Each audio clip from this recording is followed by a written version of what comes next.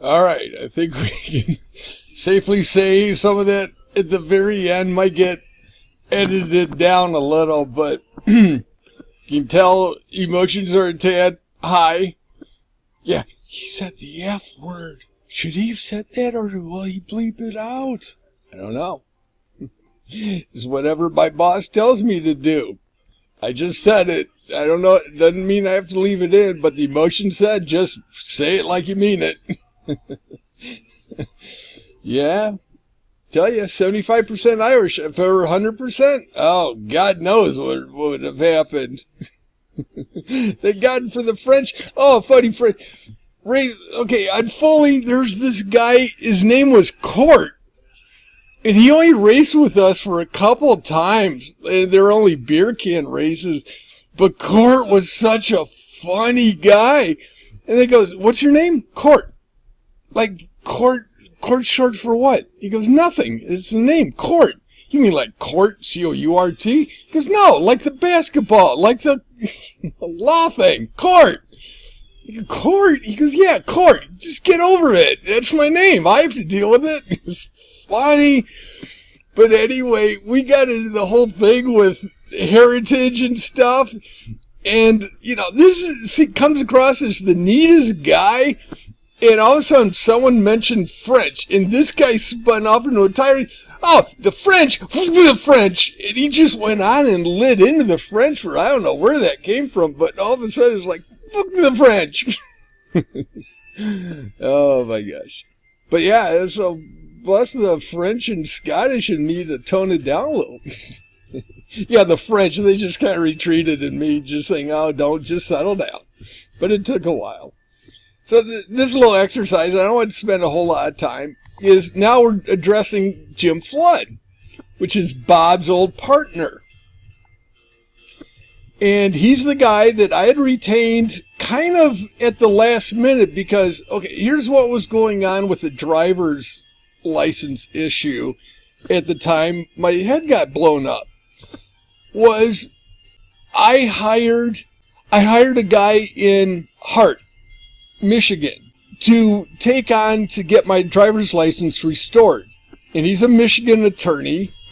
And so I paid him up front and said, look, I need to get my driver's license restored, but it's out of Illinois. He goes, well, let me look into it and tell you what I've got.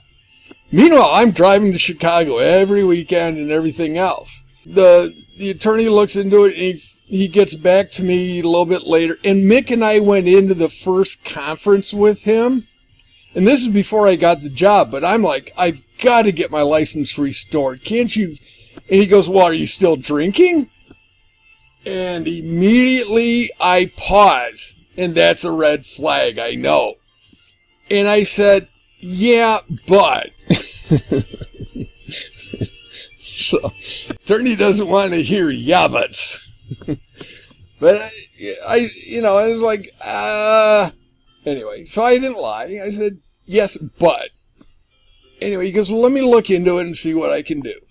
And then he ended up getting back with me and saying, look, it's going to be tough, but I think it's still doable.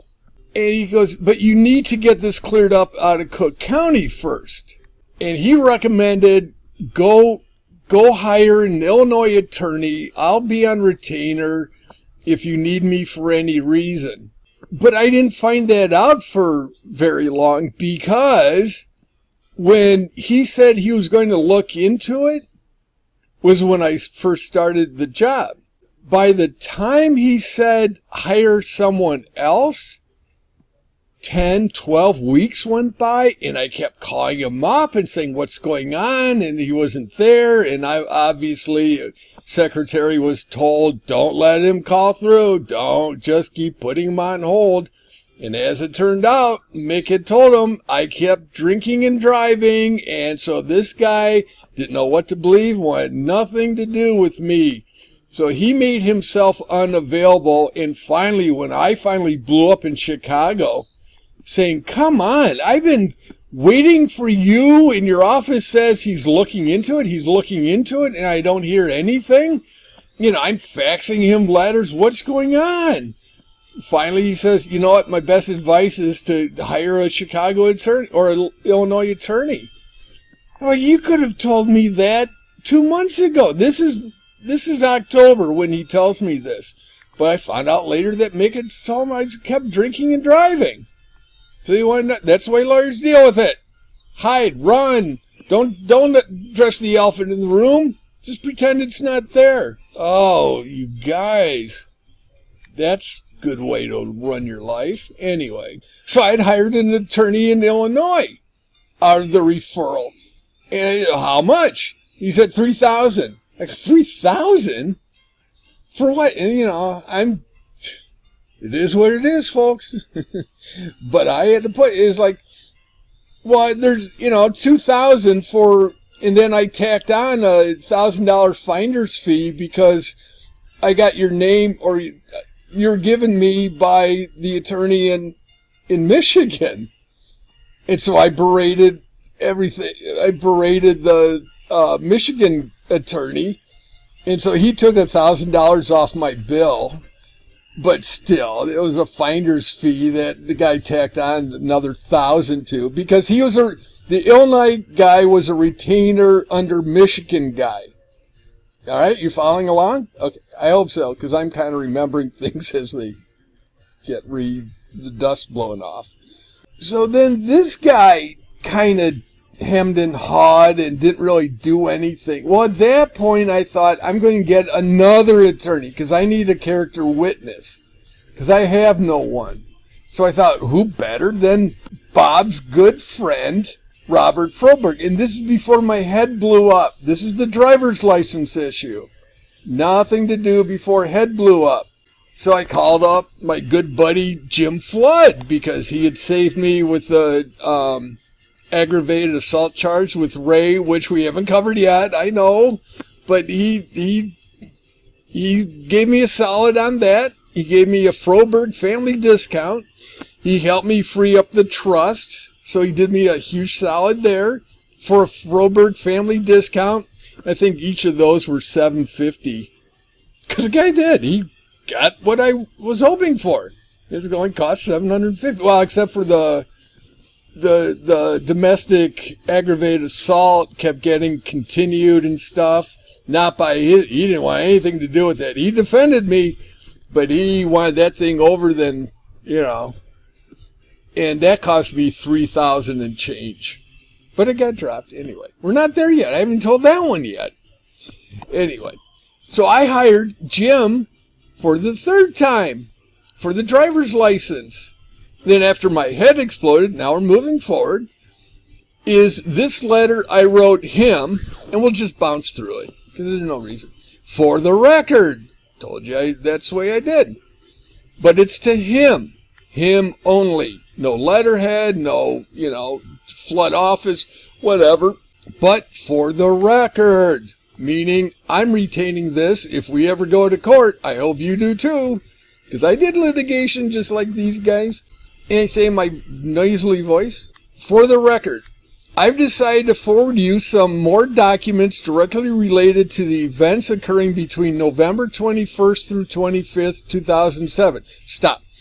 That I sent him a letter indicating all the police report, and chances are the way I did things then was I just sent copies of things, no letter saying what they were about. So when he receives these, he just sees police report, they're from Brian, and he doesn't know what's going on, trying to provoke a phone call so I can tell him in person.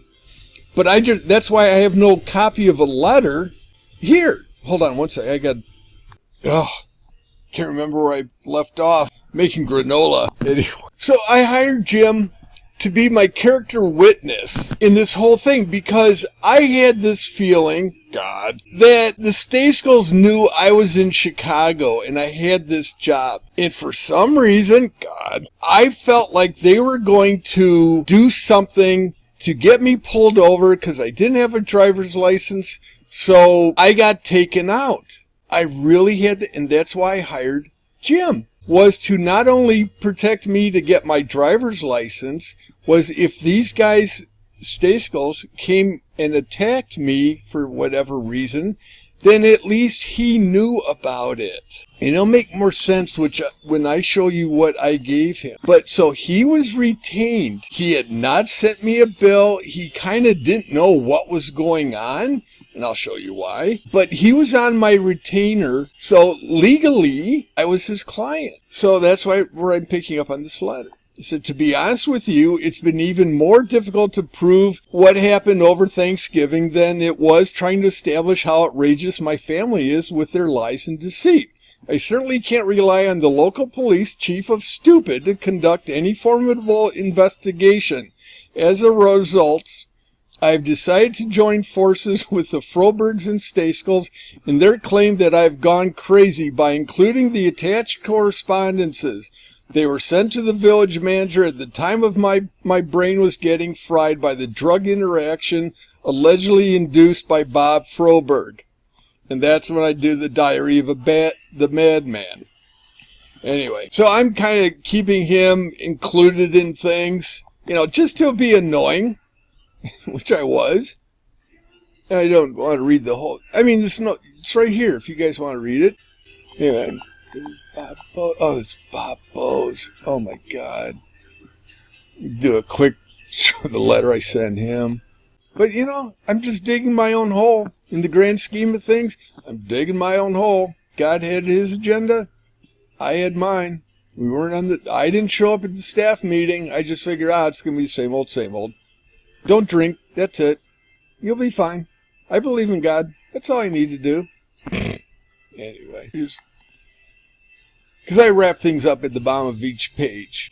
Let me reiterate the point of this present submission. I'm now trying to assist the Frobergs and Stayskulls in their claim about my sanity, because they are in agreement. I do hope that they can finally put this matter to rest in a legal setting. Unfortunately, I'm probably placing you in some form of professional conflict as a result, due to the fact these matters relate to the reason I hired you last year and the allegiance you have with the Frobergs. Regardless, I have faith that you will do the right thing personally and see that this conflict remains favorable to Bob and his family. So I let him know I'm putting you in this position, obviously. I got pause, and I'm going to pre-read, just so you know. No need to. I'll just do it. In the meantime, I will try to provide you with more people who can be contacted to support the Brian's Gone Crazy anthem. Namely, Tom Richards, who lives in Jackson Hole, Wyoming. Tom is Nancy's son, my father's new wife, who happens to also be a private investigator. In fact, my stepbrother conducted an investigation of my claims back in 2002 when I confronted Miles with his perversities. This included the polygraph examination and verification from witnesses of certain allegations that the Stayskulls used as validation to my dementia. I trust he could share some insight to the claims against my mental capacity purported by my family. Further, his father, Van Richards, is Nancy's ex-husband, who is supposed to be one of the best defense attorneys in Kane County. His office is in Elgin. My father used his legal services back in 2002, which ended up polarizing the Richards family for a while, as sides were taken by Tom against other family members. Split the family apart like a wedge. That's what splitting does. Like a wedge. Tom requested Miles to take a polygraph, in case you didn't know what a polygraph was, which he refused. How many alarms do you need to go off to identify a sociopath? Why should I take a polygraph? Just because I'm the center of all these accusations, I don't need to take a polygraph. I flew in there. I got but picked up by the sheriff to conduct it. So I know he's doing his little undercover evaluation of me in the squad car. I'm up in the front seat, so he's treating me nice, but he's doing his little psychosomatic evaluation. What's this guy? I got to ask key questions. I hear he's a nut job, but I'm just going to ask all these questions that we were trained to do. Anyway, so I went with the guy and took a polygraph, and I passed.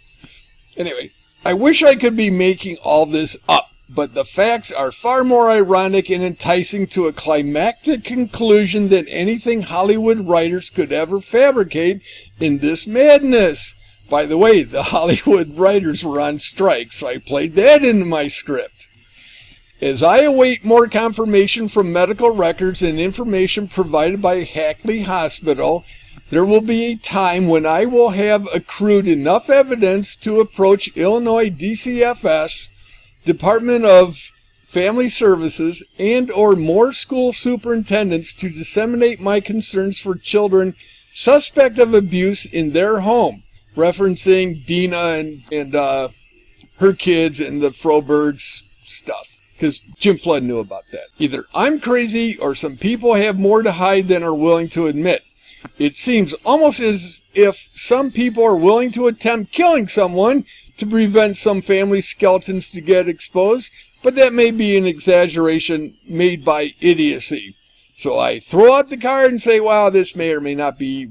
On a personal note, I recall that you handled Dina's divorce in some capacity. That's coming back, wow. And have even referred to her, paraphrasing, as a nut job. Jim Flood said, oh, Dina, she's a nut job, because Bob gave her the impression that Dina's a nut job. Froberg's the nut job. Dina was fine, from what I gathered. I'm just curious, back to the letter, I'm just curious that, I gotta settle down.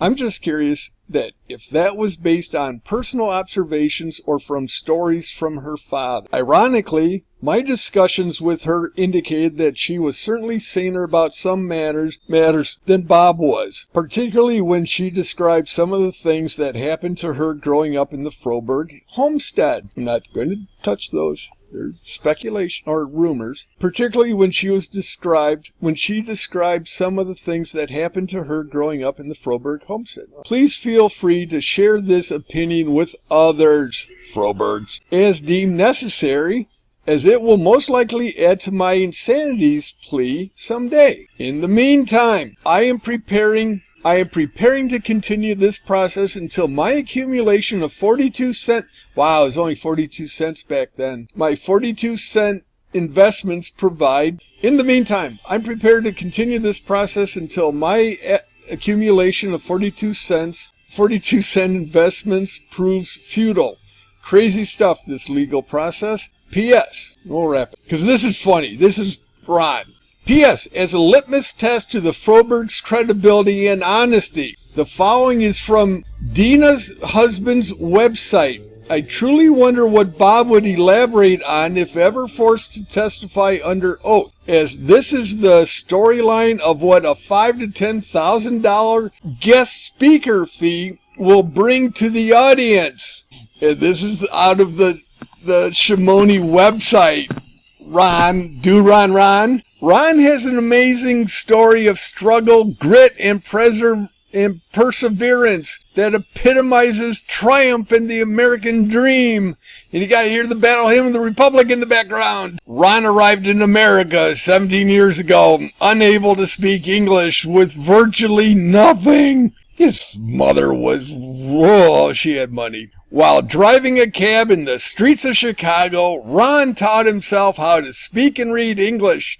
And where many would see overwhelming odds stacked against them, he saw the abundance of opportunity and a chance to pursue the American dream.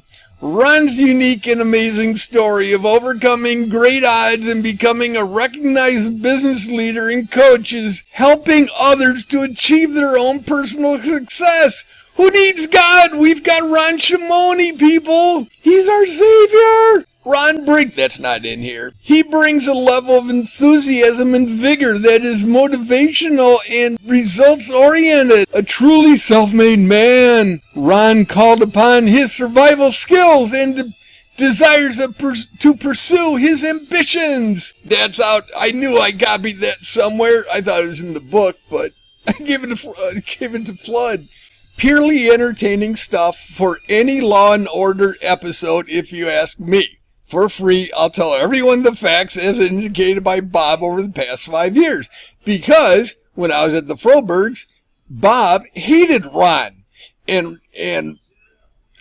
basically I got my information from Bob about what Ron's truth is, but I don't even know if that's true. But I met Ron's mother. So she get well dressed, and she talked about coming, that she comes over the States every 2 or 3 years to see her baby Ron. And, I can't remember the story about the father, but I think she was, I don't know. I can't remember correctly. Because now I'm thinking that maybe they were married and the father stayed back, but I don't know. It's irrelevant. How much more do you need? Anyway, I gotta go flip the granola. I'll be back. I just gotta remember where I left off. Bye. Okay, my short-term memory worked that time. Now, these are the letters that I had sent him because that, I just sent him, no why he's getting them, no knowledge of, why is Brian sending me these things? Because at this point, I dumped another 4 letters to Jim, but I just want to keep up with when I said I already sent you all these things. Now, when I wrote the Attorney's Defense Review AR&DC. Basically, they're the police over the attorneys. If you've been wronged by an attorney, that you get to write them and they review your case and determine whether or not there's any validity to your claim. As soon as I heard nothing from Jim, I filed the report to AR&DC on Jim to find out what he had in his files to let me know how upfront Jim was. So I was playing my little cunning game where I'm smarter than that. So Jim came back and he had, and that's the little exhibit here, is just to let you know that Jim kept everything I sent him. So he's up and up. The guy's a straight arrow as far as I know. I mean, my personal. So let's look at what I had sent him, because I don't remember this, but I know what it was about. So Jim, welcome to my world. When all this is over, I swear you will laugh at the enclosed envelope. Don't open it until it's over. Facts are facts. Everything in this statement is true. It will make sense soon. When you start contacting people, you will be getting some names and numbers soon. Remember, you are carte blanche with telling Bob Froberg anything. This is before I know that Bob Froberg is going to boil my head. I will inform him of what's going on over Thanksgiving holiday. Okay? Now I'm going to tell you my little scheme on my family that I had going on, that Jim was included with. That's what these submittals are. Jim, please charge me on a T&M basis. I'd rather not sign a contract. I will pay you what you request, when you request it. No bargains, but don't charge me for every cartoon, swear word, paperclip, and post-it. We had a good rapport going on. So every friggin', because he gave me such a discount, I said, yeah, most attorneys just charge us for paper. So that was that. So we had a good banter going on. I suspect that this will be enough for the initial review. I always do 500. So I sent him a check for 500. I suspect that this will be enough for the initial review, phone calls, and follow-up item. Read these docs until the info is all but memorized. Yes, there will be a quiz. I think I sent him, well, I'll see what I sent him. I might have had it in here. Hold on. Sorry, people, I've got to read it. This is important because this is a guy who's so desperate before I get my head boiled. Got my head boiled on the 21st. This is a week before. I need the driver's license. I've got this great job. No one's helping me. Jim, I need your help. You're a stand-up guy. Can you help me? I'm going to show you that my family are trying to prevent me from continuing working in Chicago. They are going to attack me. I'm warning him I'm going to get attacked. This is the little, think of the analogy because it's going to come out. This is the little cruise liner that's going out from America to Europe during World War II saying, I'm going to get blasted by the Germans, and I'm letting you know the German sub is out there. I just need your help, because with your help, we'll find out where the sub is and sink it before it sinks me. Does that make sense? Okay, I hope so. Thanks so, Jim, a week before my head gets boiled. Jim, thanks so much for returning my call. He didn't call me back. Like I said, this may be one that you will remember for a while. So I guess we did talk. And he goes, what is going on? If I remember right, this is how it would go. I don't remember this, but this is how it would go. Brian, what are you doing sending me all this? I go, Jim, I need help because my family is going to prevent me from getting a license and continuing this work in Chicago. I need your help because they're going to do anything they can to attack me and take away everything I have. Words were to that effect. So he goes, okay, I'll go along with it, but I don't understand. And at this point, he's probably like, what the hell? In fact, I think it was at this point where he went to Bob and said, what the hell's going on? But the little spoiler alert with that, Bob had talked to Miles and Alan at least 3 times before Thanksgiving and came up with he's crazy. And that's when I don't know which side of the fence he was on, because it would not surprise me that Jim called Froberg. Froberg says, I've been talking with his family, and this guy is nuts. And Jim is like, oh, I can tell you something's wrong with him because he's sending me these things. So I agree, Bob. Your daughter, I love you, Frobergs, and I love Mickey. But yeah, maybe this guy is off the wall. So I'm kind of painting in Jim's mind at this point, because I didn't hear from him after this. So Jim doesn't know what's going on. I'm trying to, my family's going to attack me, but I know they're going to come at me with this bipolar schizophrenia nonsense. So I know I didn't tell him about the grand scheme, but the grand scheme was I was going to have 2 cell phones, because I had my own, and then Terracon gave me another. Then I was going to do this back and forth talking with myself, 2 different personas on each phone, and then kind of do, was it a gotcha? What's the gotcha? Candid camera or something, where my family would go, see, he's bipolar. Talking this phone and he's fine. He's talking this phone and he's crazy. So that was the setup, because I had 2 phones. And then I was going to blame it on cough medicine, and that's what was in the envelope, was a receipt for the cough medicine, because when my head got boiled, I was getting over a case of the flu and had been taking NyQuil. Does this all make sense? Why my head fried? Because I had NyQuil going on, and when Mick found out I had taken NyQuil, she goes, what are you doing taking NyQuil? And then they blew up my head regardless. So I had NyQuil on top of all that other stuff. Anyway. I don't know if this makes sense to you guys, but someone's going to figure it all together and go, oh my God, this poor guy. Anyway, so like I said, this may be one that you will remember for a while, because I was building it up. I go, this is going to be monumental. I'm going to sting my family. Punk. I was going to punk them. And hopefully I'll remember the details of that, because offhand, all I knew is I had 2 phones.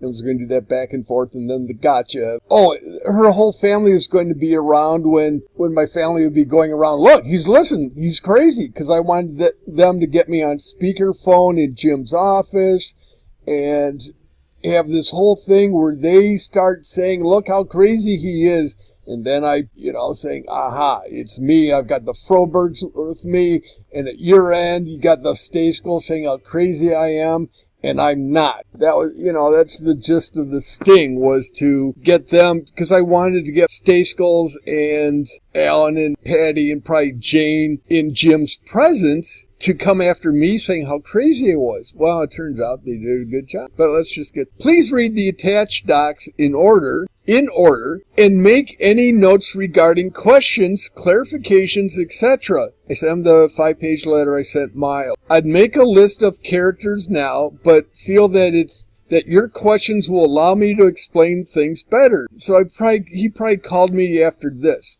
Excuse the poor sentence structure. spelling, and a number of dangling participles. Now, at this point, I'm creating a movie scene because I got this job, my life is turned around, and it's like it's all coming ahead. I'm going to get my license. I'm doing it all myself. All me. A few items that I have to insist upon. Keep a really, really good record of everything. Phone calls, times, correspondence, and retain everything. Envelopes, time, critical documentation should be by email and or regular mail, FedEx, etc. They'll make more sense in a bit. Please be patient with me. I can't explain things well at times. My verbal is not always goodly. Ha ha ha. As Professor Subhash Goel, see, remember his name? As Professor Subhash Goel indicated once, you have to catch up to what I know and can prove slowly in the beginning. But it will take time. I'm paying you for this. Your patience. And I never finished the story about the Mac when they were going to give me an intervention. Oh my God. I'll have to insert something, or I just realized I'm sorry. Because that's pivotal. Because that was verification. They were. I caught them. They were going to give me an intervention before the Mac and take me out. But I called their bluff. They had Ray set me up. Anyway, I'll finish that off. But hopefully this all adds up to make more sense. In the end, I grant you Miles A. Stayskull will be convicted, all based on his own testimony. That's the way I did things. Got people to perjure themselves because they would lie. Not for me, but for my nephews Sam and Max. Go read the police report. Okay, so Jim retained all this. I love you, Jim. I hope you know that. Okay, here we go. So I sent him the script. Here we go. This is like a crappy thing, but it really paints the story. Hello! And he was to call up all my old friends because I knew what was coming down the road. And I wanted Jim to get the testimony of all the people that knew me about my character, about the drinking stuff. I'm probably peeking out, I'm sorry. So this was the script I sent Jim that was going to be a setup with the phone conversation with the Stayskulls in the room. Hello, my name is Jim Flood. I'm an old retired Chicago cop, and now I'm an attorney. I've been retained to look into certain allegations that have been made by certain people. I am a friend of Brian G. Stayskull's wife's family, when I'm thinking they're on my side. I can confirm and will confirm as fact that a growing number of allegations he has made have been substantiated and proven to be true by another family member and a private detective, when I thought people were on my side. Brian has passed a lie detector test regarding several of these same allegations and has, as they say, passed with flying colors. The polygraph was taken by a county sheriff here in Illinois, Kane County. Miles, his father, has refused to take the test when asked. Threats have been made. Police reports have been written regarding this matter. A copy of a police report has been forwarded to school authorities because of his growing concerns with his nephews. Oh, I forgot about that. I rode Sam and Max's school. Brian's family and ex-wife, Jane, have known about this for several years and have personally attacked him. Brian's family and ex-wife have known about this for several years. Yeah, Jane knew about that. And have personally attacked him in every sense of his life. Attacked me. Now, this is where I called a bluff. But it's true. This is how I write. And this is how a sociopath writes. Now I'll explain why. Now, a family member has come forward to confirm most or all of those same allegations. I'm that person. So what that says is true, but it sounds like another person has come forward. It doesn't say another family member. It just says a family member has come forward. So say I'm a sociopath. I wrote it exactly like that to make it sound like someone else has come forward to confirm my side of the story. So, hey guys, I'm calling up for Brian's character witness. Which side of the fence are you on? And if you want to help Brian, Tell me what you've heard from the Stay Skull. That was it. Okay, it's coming, but you know what? You're going to get it faster than I remember it. So, as a result, Brian, is fearful that someone in his family, Stay Skulls, will continue attacking his character and making false claim to the degree he is fearful of losing some of what he has now, what I have now, Brian. He has a wonderful wife. I didn't write this. He has a wonderful wife who I know personally. You know Mickey. He has an incredible job that he intends to work at for a long time, a bunch of dogs, a poster print business, and a crappy home in Pentwater.